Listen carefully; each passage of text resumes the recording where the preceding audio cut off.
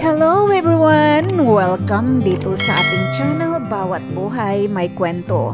Maraming salamat muli sa inyong pagdalaw upang pakinggan ang aming handog sa inyo na love story na may pamagat na A Companion or a Lover mula sa panulat ni Mary Angel Sibayan na inanarit naman po ng inyong lingkod, Jenny Daniels. I hope you don't mind if I say that I love you. Diyos mio, andito na pala yung crush mo / best friend mo. Sambit ni Ronald, matalik na kaibigan ni Althea. Ako nga, Ronaldo, ay tigil-tigilan mo. Sabi na ngang kaibigan lamang ang pagtingin niya sa akin eh. Malungkot na saad ni Althea. Push natin yung landian skills mo, Bebs. Baka magustuhan ka rin. Wala namang mawawala, hindi ba? Tugon naman ni Ronald. Sige na nga, wala nga namang mawawala. Ngumiti na lamang si Althea at nagpatuloy na sila ni Ronald sa kanilang pag-aliw-aliw sa campus. Si Althea ay may kaibigan na si James, ngunit lingid sa kaalaman ni James na may lihim na pagtingin pala si Althea sa kanya. Sino nga ba naman ang hindi magkakagusto sa ubod ng gwapo, matangkad, basketball player at moreno at makintab din ang mga labi nito. Yun nga lamang, kaibigan lang ang tingin ni James kay Althea. Oy Tia, andito na pala kayo? Takang tanong ni James sa dalawa. Chokla ka, babes! OMG! Andito na pala ang pabibels mo! Malamang sa malamang, manunood kami ng laro ng pabibels mo. Kilig na saad ni Ronald. O sige, salamat at naparito kayo. Bye, Tia. Paalam ni James. Galingan mo, James, ha? Pagsuporta naman ni Althea. Biglang niyugyug ni Ronald ang dalaga. OMG, babes! Kita mo yun? Ngumiti siya sa'yo. Hoy, wag kang ang asyomera dyan. Pabalang nasabi ni Althea. Isang umaga, naglalakad si Thea patungo sa kanilang paaralan. Malapit lang kasi ito sa kanilang tahanan at bukod pa doon nagtitipid talaga ang dalaga kasi maraming gastusin sa paaralan. Bip bip! Thea, papasok ka na ba? Sabay ka na sa akin? Alok ni James. Ay hala, nahihiya ako, James. Baka kung ano pang sasabihin ng mga kaklase natin. Tugon ng dalaga na hindi na talaga maitago ang kanyang kilig. Sino ba naman ang hindi kikiligin kung makikita mo sa umaga ang kanyang mukha? Oh, di ba? Laglag pores ang ate niyo. Saad ni Althea sa kanyang utak. Oh, come on, Thea. Halika na dito. Huwag ka nang mahiya. Makakatipid ka pa. Pangungumbinsi ni James. O sige na nga. Nahihiyang pagsang-ayon ni Thea. Iyon na nga, nakarating naman sila ng ligtas sa kanilang paaralan at doon na naghiwalay ang kanilang mga landas. Hoy, Bes! Ano yun, ha? Gulat na bungad ni Ronald sa kanyang best friend. Ano ka ba naman, Ronald? Wala yun. At saka naman, hinahinaan mo yung boses mo mamaya. May makarinig pa sa'yo eh. Dipinsa ni Althea. Hoy, anong wala ha? Kakikita ko lang nakabababa mo sa sasakyan ni Papa James. Ano yon? May nangyari na ba sa inyong dalawa ha? Magiging ninang na ba ako? Mahabang litanya ni Ronald. Tumahimik ka nga. Tigil-tigilan mo nga iyang ninang-ninang mo na yan.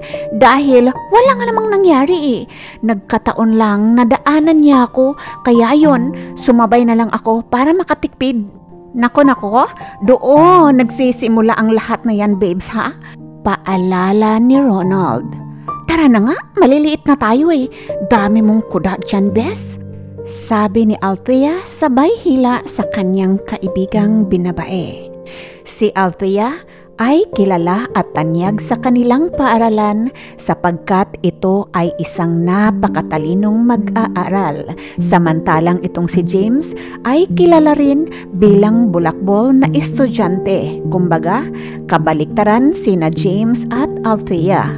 Kung anong katalinuhan ni Althea sa klase, ay siya namang katalinuhan ni James sa basketball. Kung anong sipag ni Althea sa klase, ay siya namang kasipagan ni James sa pag-iinsayo sa paglalaro ng bola. Babes, paparating na dito yung future boyfriend mo. Tili ni Ronald. Ha? Anong future boyfriend ba naman ang pinagsasabi mo? Oy James, bakit ka narito? Nagtatakang tanong ng dalaga. Grabe, namimiss mo na kaagad itong BFF ko James? Tanong ni Ronald. Hoy, tumahimik ka nga dyan. Baka mapahiya tayo niyan eh. Saway ni Thea. Kasi Thea, may training kami ngayon tapos may ipapasa yung isa naming professor. Paliwanag ni James. Tapos, anong gusto mong gawin ko? Kunwang galit na saad ni Althea pero kinikilig naman talaga ito sa kanyang kaloob-looban dahil nasisilayan na naman niya ang kagwapuhan ng binata. Wala naman. Nagbabakasakali lang ako kung pwede bang ikaw na lamang muna ang gagawa nitong proyekto namin. Pinapatawag kasi ako ni Coach eh. Mahabang paliwanag ni James. Akin na, pumunta ka na sa training mo. Ako na ang bahala dito. Shoo, alis na. Kunwang pagtatamboy nito sa binata. Thank you, Tia. Promise, babawi ako sa'yo. Masayang turan ni James. O siya, sige na, alis na. Bye, Tia. Paalam ni James. Hoy, talaga lang ha. Ikaw talaga ang gagawa ng kanyang mga gawaing pang-eskwelahan. Tia, masama yung ginagawa mo. Hinahayaan mo siya maging bulakbol. Napapansin mo ba? O naaalala mo ba? Yung papa mo hindi nga nakapagtapos ng pag-aaral dahil puro tagay dito, tagay doon. Tapos ngayon, kukonsintihin mo yung kalukuhan ni James. Gusto mo ba na matulad siya sa papa mo? Ayan, nang dahil nga nawala yung nanay mo sa panganganak sa'yo, di ba? Ang nagpapalaki sa'yo ngayon, yung lola mo. Gusto mo ba na ganun din ang mangyayari sa magiging anak ninyo ni James? Loko ka, tinutokso nga kita kay James pero hindi naman kita kukonsintihin sa ginagawa mong yan. Magpapakabaliw ba talaga dahil lang sa lalaki? Walang naisagot si Tia sa sermon na iyon ni Ronald. Kinabukasan, pumunta si Tia sa basketball court ng kanilang paaralan upang ibigay ang natapos na proyekto ni James. Woy, saan si James? Tanong ni Althea sa ka-teammate nito. Oy, baka isa ka sa mga babaeng nagkakagusto sa captain namin ah. Nako, may regalo ka bang ibibigay sa kanya? Akin na lang, baka hindi yan tatanggapin ni captain eh. Nako, masasayang lang ang effort mo miss. Saad ng isang teammate ni James. Sure ka ba?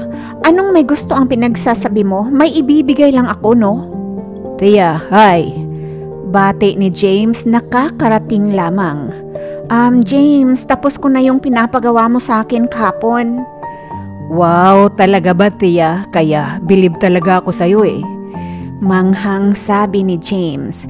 Kinilig naman si Tia dahil sa sinabi ng binata. Oo eh, saan ko ba to ilalagay? Akin na. Ako na lang ang maglalagay sa locker namin. Thank you talaga, Tia. Babawi ako sa iyo ha. Pagpapasalamat ni James. Oo na, sige na, aalis na ako. Kunwang pagmamaktol nito. Pagkalipas ng mga ilang araw. Oy, Ronaldo, gura tayo, punta tayo sa basketball court. Balita ko, may training na naman sila James ngayon. Pagkumbinsi ni Althea sa kanyang matalik na kaibigan. Anong Ronaldo ang pinagsasabi mo ha? Sabing Reyna nga eh. Maktol ni Ronald sa kanyang kaibigan. Sus, ganun pa rin yun, tara. Nag-umpisa na ang palaro noong makarating sila sa court.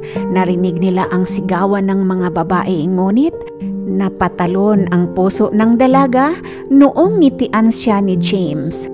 Nako, Bebs, dami mo palang kaagaw sa palabibels mong si James. Basta ako, loyal sa palabibi Kevin ko. Pahayag ni Ronald. Wala akong pake, basta nakasakay na ako sa sasakyan ni James. Saad naman ni Tia, biglang lumapit si James sa kinaroroonan ng dalawa.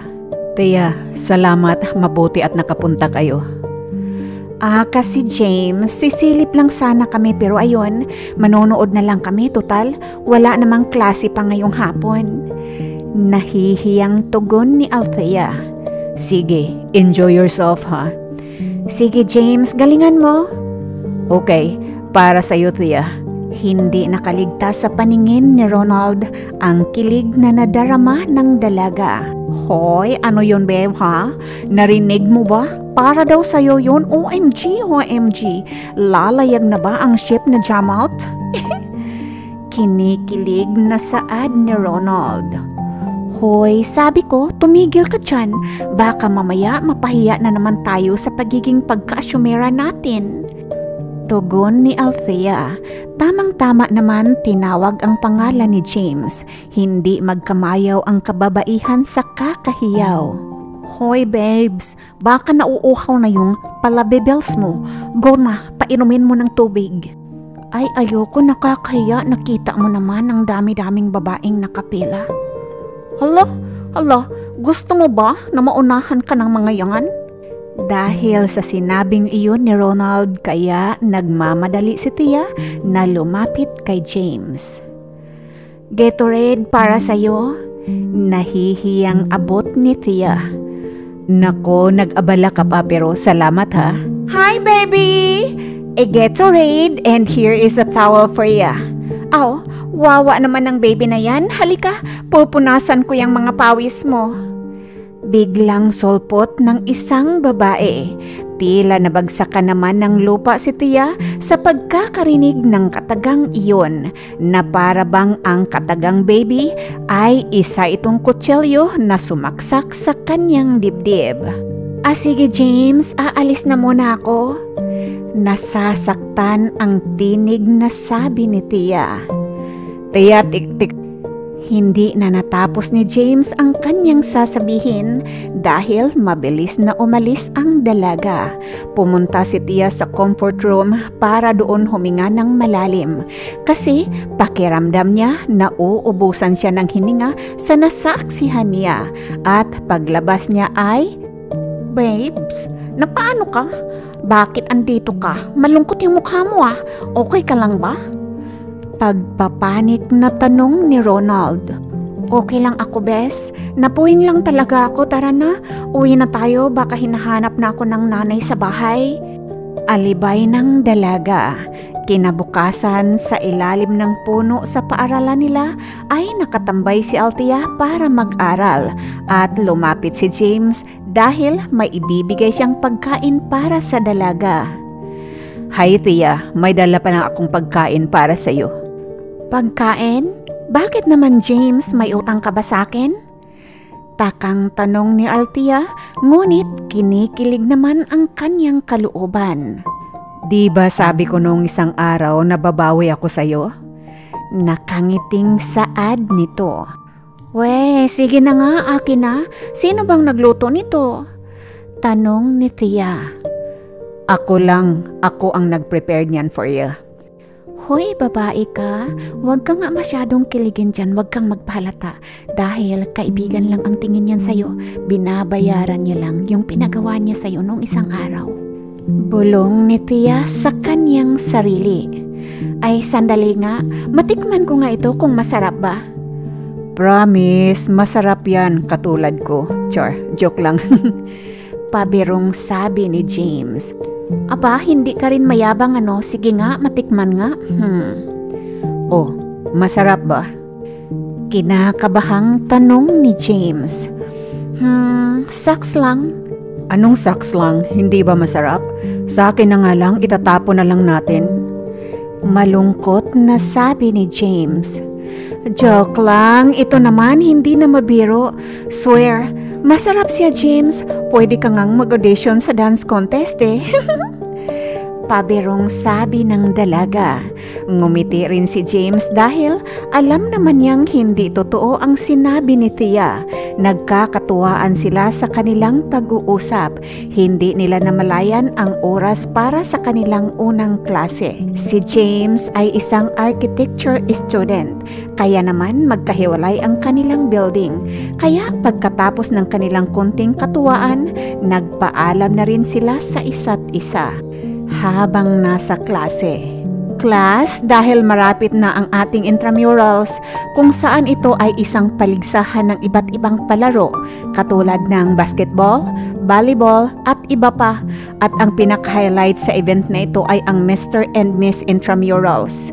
At ang aking napili na mag-represent sa ating education department ay si Althea Gebre. Sang-ayon ba kayo dyan? Paghingi ng pahintulot ng kanilang guro. Ma'am, baka naman hindi ko kakayanin yan. Wala pa naman akong karanasan sa mga ganyan-ganyan eh. Pagtutol ni Althea. We believe in your own strength and capabilities, Althea.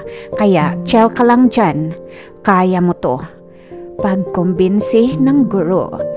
Sige na nga, kasi gusto ko rin naman talaga maranasan kung ano ang pakiramdam ng mga sumasali sa mga pageant. Nakangiting pagsang-ayon nito. Naging abalaman ang dalaga, ngunit hindi niya napabayaan ang kanyang pag-aaral. Sa kabilang dako naman ay si James ang napili na mag-represent ng kanilang departamento. Dumating na nga ang Mr. and Miss Intramurals. Bago man nag-umpisa ang marangal na pagtatanghal, nagkausap muna si Althea at James sa likod ng entablado. Tia, ibibigay ko sa iyo. Saad nito. No na naman yan. Kunwaring pagtataray ng dalaga. Wag na lang. Pagtatampo ni James. Ano nga? Ito naman ang bilis naman magtampo. Panonoyong tugon ni Althea. Sa likuran ni James nakatago ang pumpon ng mga rosas. Ito, masayang pakita ni James sa punpon ng rosas. Hala, OMG, bakit? Para saan? Sunod-sunod na tanong ng dalaga. Hindi magkamayaw ang kanyang puso at kilig sa kadahilanang binigyan siya ng mga rosas ng kanyang iniirog. Ha?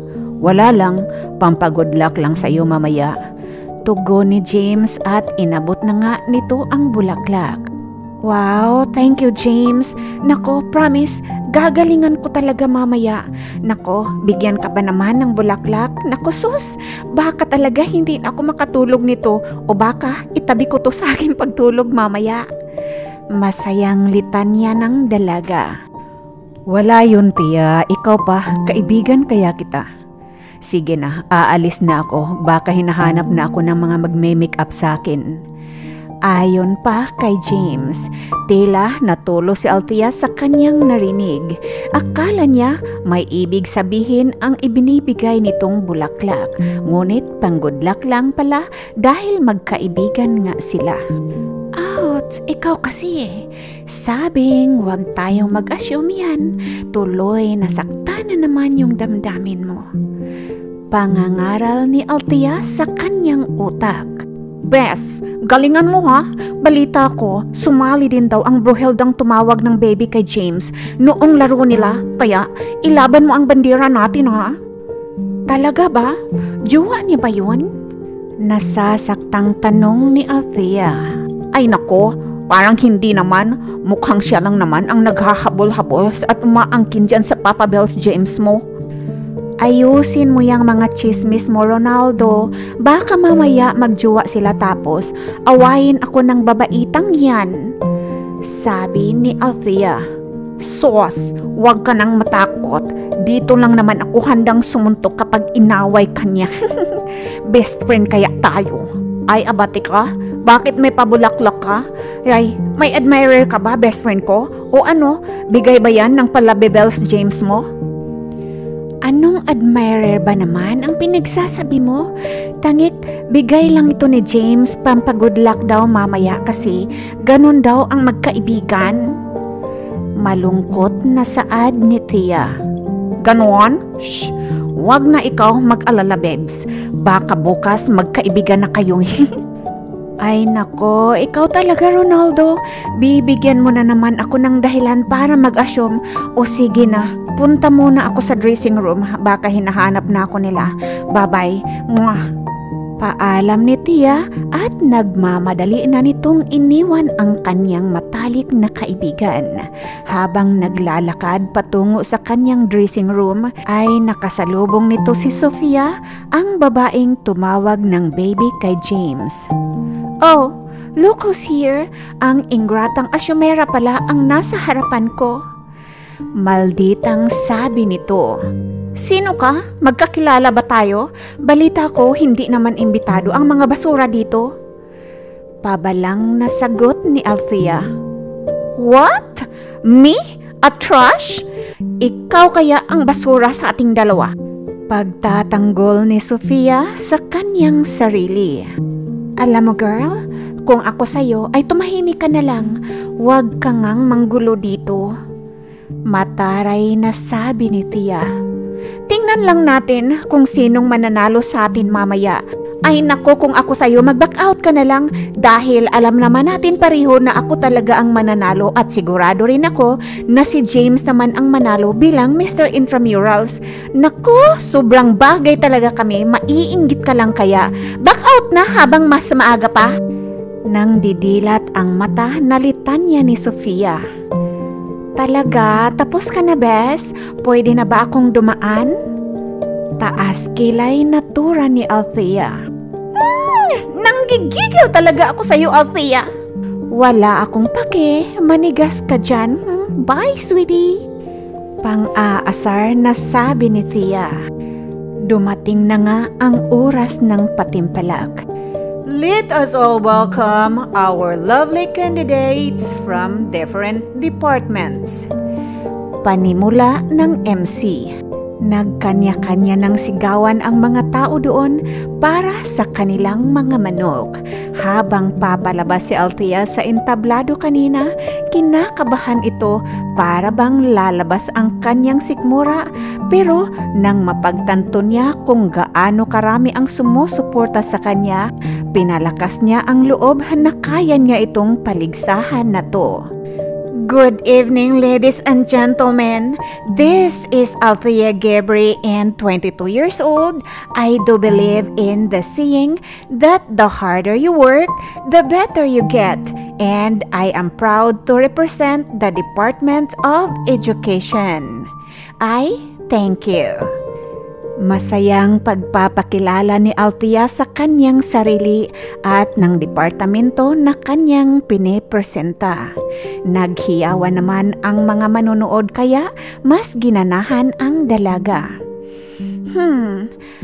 Hi, this is Sofia Bento, 21, proud to represent the Department of and Management. Thank you. Utal-utal naman napahayag ni Tia sa mikropono dahilan sa hindi magkamayaw na kaba na kanyang naramdaman. Good evening, ladies and gentlemen. Standing in front of you is Mr. James Alejo. 22 years old, I am proud to represent my beloved department, the College of Agriculture, and I thank you. Ayon naman kay James. Wow, what a lovely candidates we have. Let's give them the round of applause.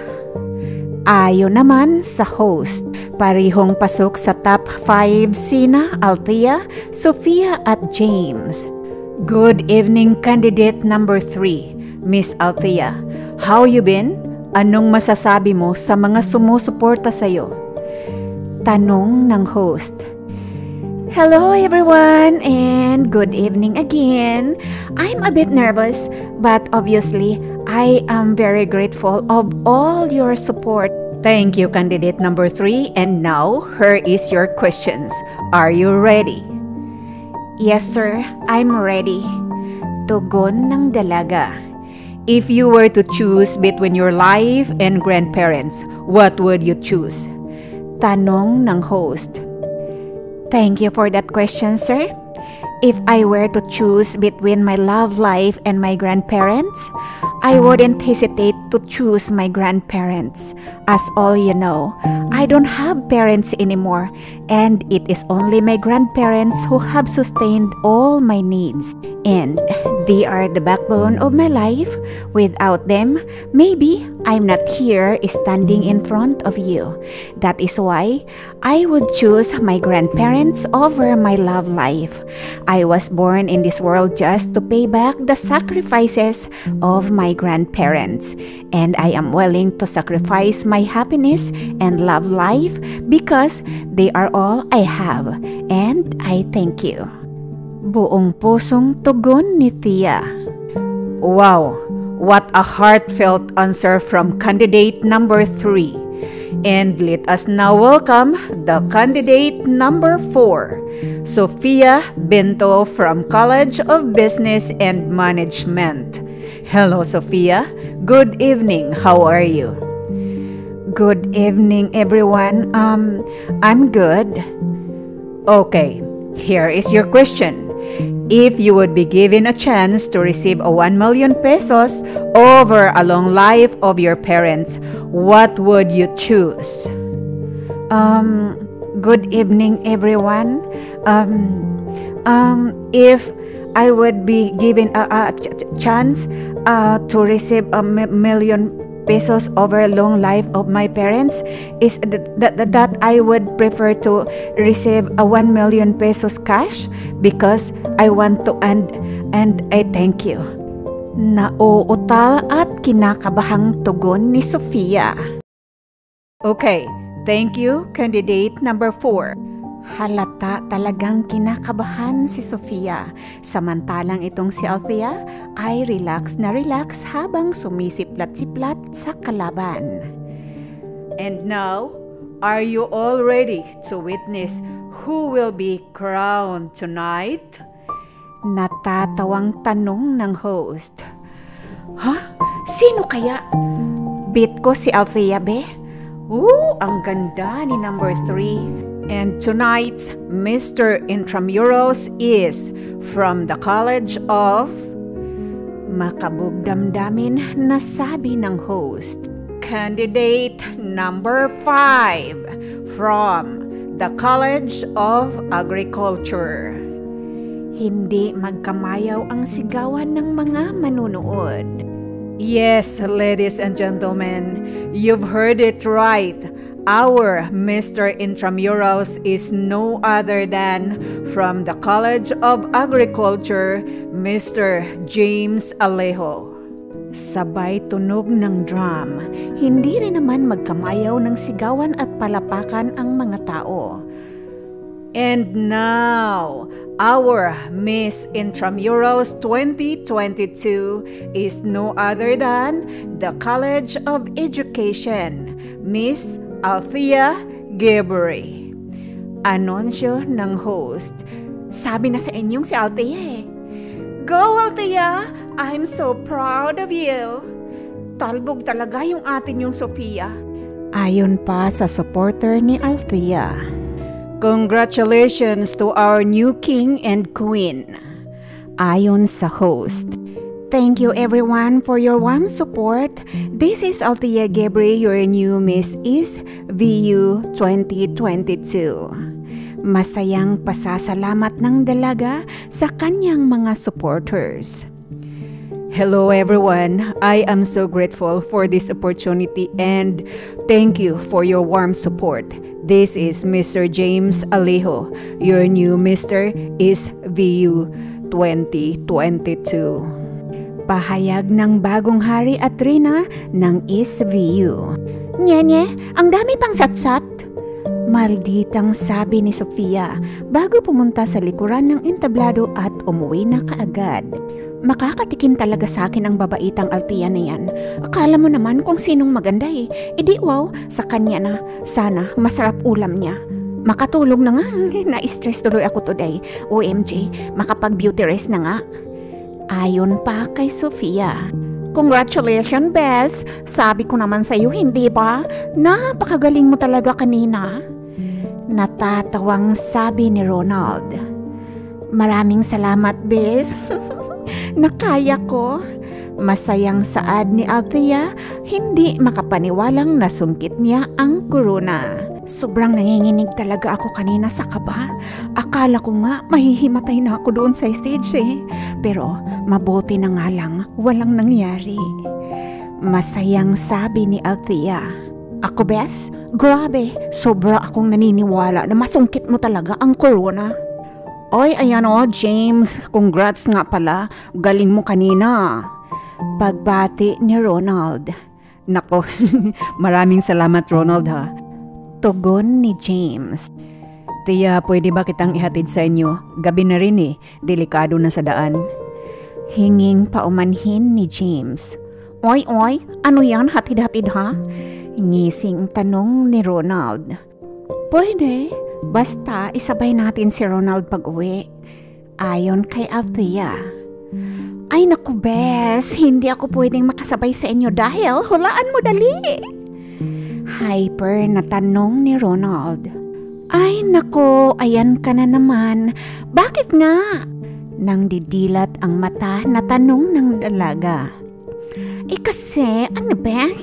Kinikilig pa rin ako. Ikaw ang bakla ka, kukutusan na kita Sabihin mo, ano nga? Pamimilit ni Althea. Isasabay daw ako ni Steven ngayon. Kaya, nauna na ako, bebas ha. Ingat kayo ni Papa James. Bye-bye, babes. Bye, Papa James. Paalam ni Ronald sa dalawa at nagmamadali na itong umalis.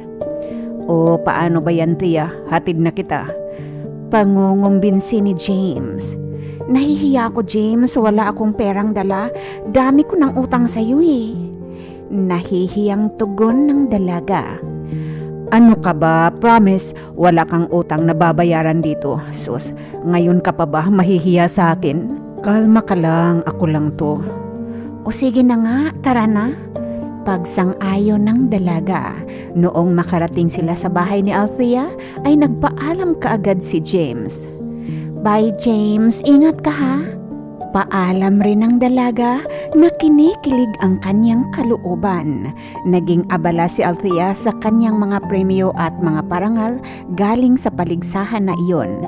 At habang patulog na sana siya, biglang may nag-text sa kanya.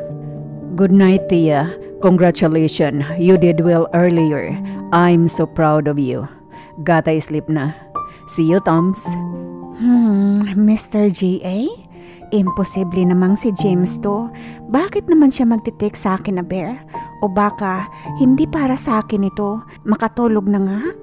Kausap nito sa kanyang sarili. Kinabukasan, hala, di ba si James yun? Sino yung kasama niyang babae? Tanong ni Althea sa kanyang sarili. O, tama na nga ang sinasabi ko na imposibleng si James yung nag-text sa akin kagabi kasi may kasama siyang babae ngayon. Nasasaktan na saad ni Althea sa kanyang isipan.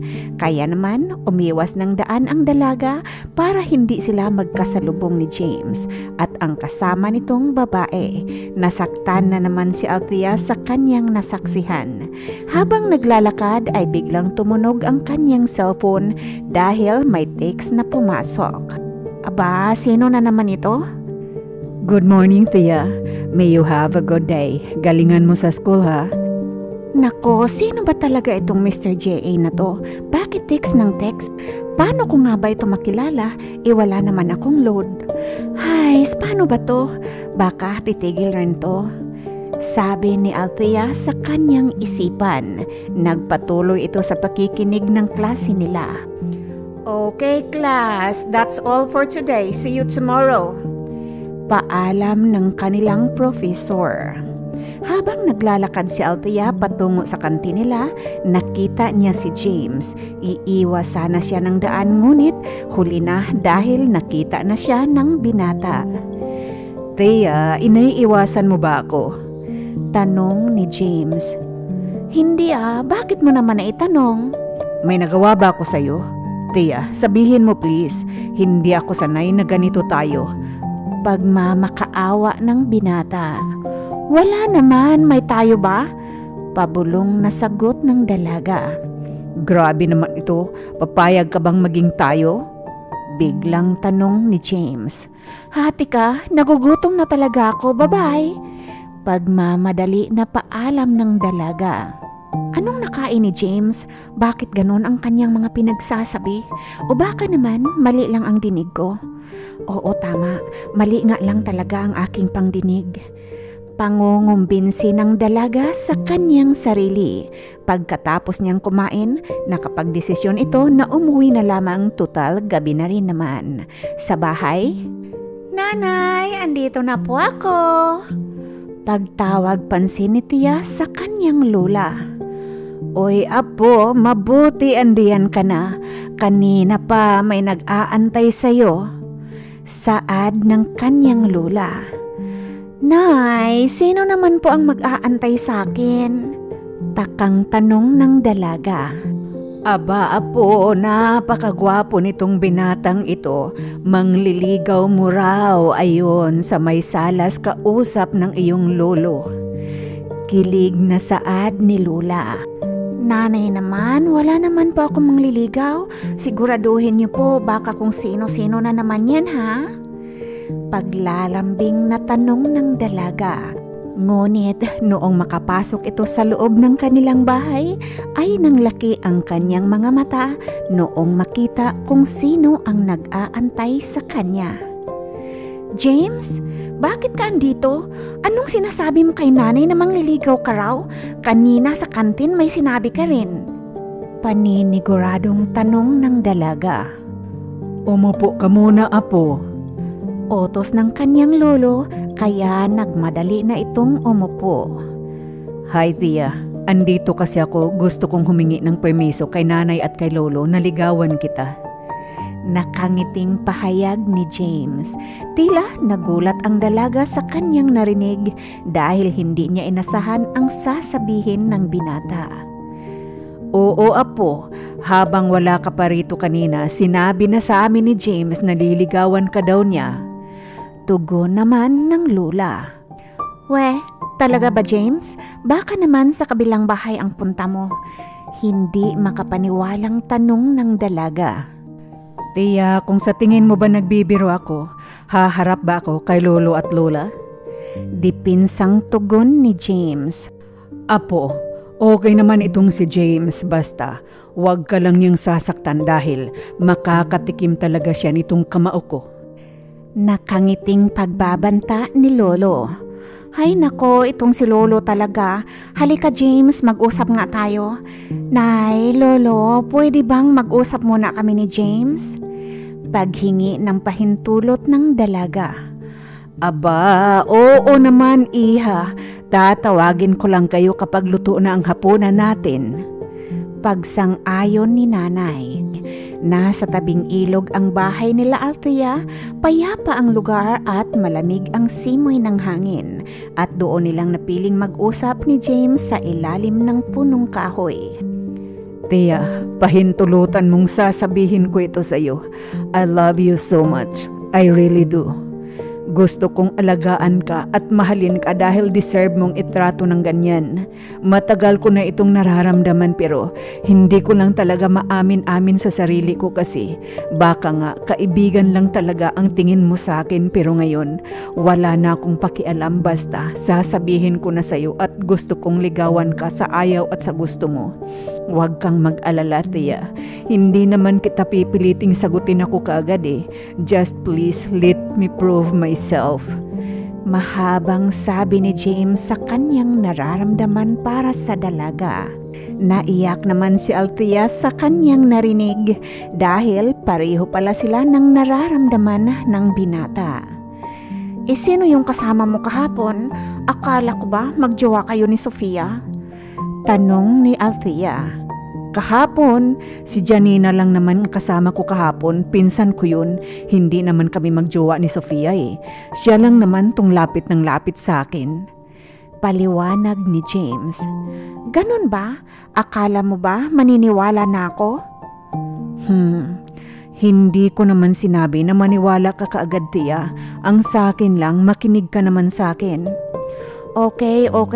Mabuti nang klaro-klaro tayo dito, ha? Aaminin ko na gusto rin kita, James, pero tinatago ko lang din itong nararamdaman ko kasi nga sabi mo magkaibigan lang tayo. Pero sa ngayon, magkaibigan na tayo, Tia. Kinikilig na sabi ni James.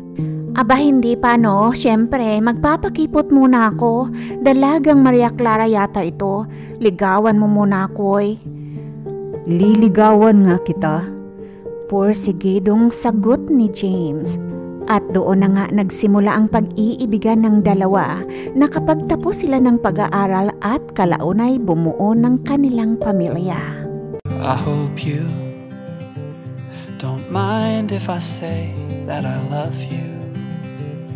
Pilit mang pigilan at itago ang pag-ibig na nararamdaman, ngunit kusa itong lalabas sa bibig ng hindi inaasahan. Mga kaibigan, maraming salamat po sa inyong suporta at kung kayo po ay hindi pa nakapag-subscribe, please subscribe na po kayo, like at share. Pakihit na rin po ng bell button para maging updated kayo sa ating mga new uploads. Tandaan po natin na bawat buhay may kwento at ito ang kwento ng buhay pag-ibig ni James at Althea. Hanggang sa muli nating kwentuhan, paalam!